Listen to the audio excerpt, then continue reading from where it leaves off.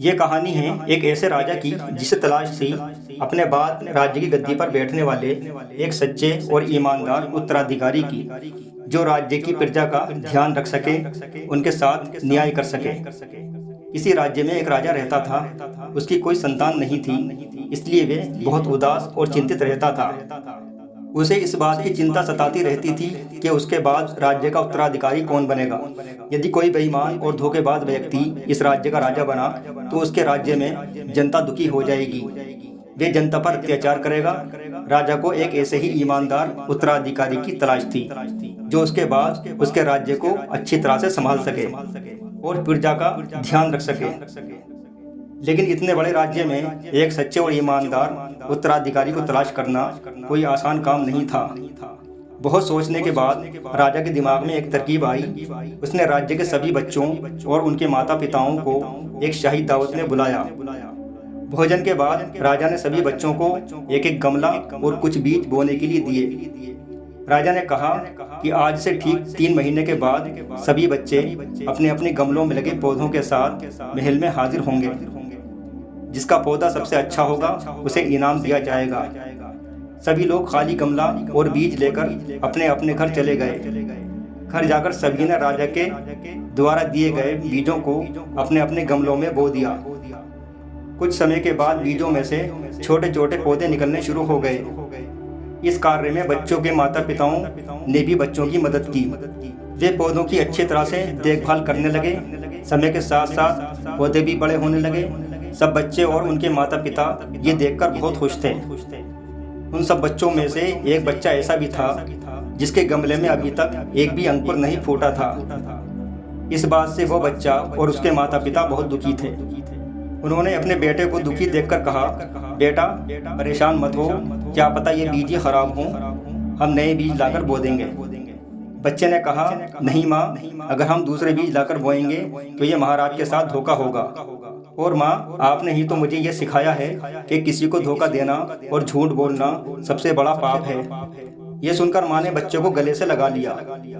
अब राजा के द्वारा दिया गया समय भी पूरा हो चुका था। सभी बच्चे अपने अपने माता पिता के साथ समय पर महल पहुंच गए।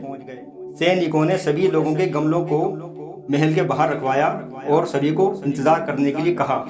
कुछ समय के बाद राजा अपने मंत्रियों के साथ महल से बाहर आया। उसने बारी बारी से सभी गमलों को देखना शुरू किया। सभी गमलों में पौधे लहलहा रहे थे। ये देखकर राजा बहुत खुश हुआ। अचानक उसकी नजर एक गमले पर पड़ी। वे वहीं रुक गया।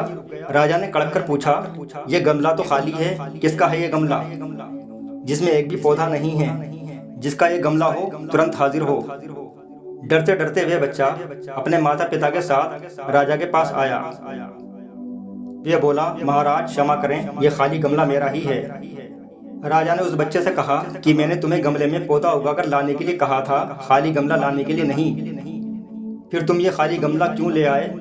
बच्चे ने उत्तर दिया, महाराज, आपने हमें जो बीज बोने के लिए दिए थे वे सब हमने बो दिए थे। समय से पानी भी दिया, लेकिन उनमें कोई भी पौधा नहीं निकला। राजा ने कहा, बेटा, जब बीज नहीं फूटे थे तो बाजार से नए बीज लाकर बो देते, हम देख थोड़ी ही रहे थे। खाली गमला लाने की क्या जरूरत थी? बच्चा बोला, महाराज, अगर आप नहीं देख रहे थे तो फिर ईश्वर तो देख रहा था। अगर मैं बाजार से बीज लाकर बो देता तो मैं झूठा और धोखेबाज कहलाता। मेरे माता पिता ने मुझे ऐसे संस्कार नहीं दिए हैं। मेरे माता पिता ने मुझे किसी को धोखा देना और झूठ बोलना नहीं सिखाया है। बच्चे की ये बात सुनकर राजा बहुत खुश हुआ। उसने बच्चे को गले से लगा लिया। बच्चे को गोद में उठाकर राजा सब लोगों से बोला, मैंने तुम लोगों को जो बीज बोने के लिए दिए थे वे सब के सब खराब और बंजर थे, लेकिन तुम लोगों ने बाजार से नए बीज लाकर बो दिए थे। राजा ने कहा, हमारा मकसद पौधे उगवाना नहीं था, बल्कि अपने राज्य के लिए एक ऐसे ईमानदार और सच्चे उत्तराधिकारी की तलाश करना था जो प्रजा का हित चाहने वाला हो और जो प्रजा का ध्यान रख सके। ये आप लोगों की सिर्फ एक परीक्षा थी जिसमें यह बच्चा सफल हुआ। आज हम ये ऐलान करते हैं कि हमारे बाद राज्य का अगला उत्तराधिकारी ये बच्चा ही होगा। आज से ये बच्चा और इसके माता पिता महल में ही रहेंगे और इस बच्चे की शिक्षा दीक्षा की जिम्मेदारी भी हमारी ही होगी। ऐसे ही बच्चे आगे चलकर पूरी दुनिया में अपना और अपने माता पिता का नाम रोशन करते हैं। ये कहानी आपको कैसी लगी कृपया कमेंट करके बताएं। कहानी पसंद आई हो तो वीडियो को लाइक करें, शेयर करें। अगर आपने मेरे चैनल को अभी तक सब्सक्राइब नहीं किया है तो सब्सक्राइब कर लें, जिससे कि ऐसी ही मनोरंजक मोटिवेशनल वीडियो आपको मिलती रहें। अपना ध्यान रखिए, फिर मिलेंगे एक और नई कहानी के साथ। वीडियो को देखने और पसंद करने के लिए आपका बहुत बहुत धन्यवाद।